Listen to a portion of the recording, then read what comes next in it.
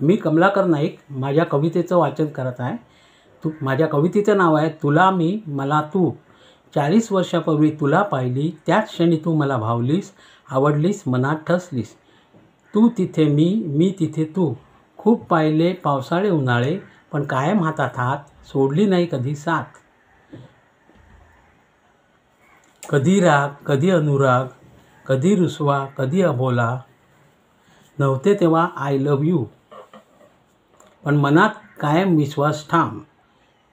तीर्थरूपांसाठी, चिमण्यांसाठी धावलो फिरलो, हसलो आणि रडलो.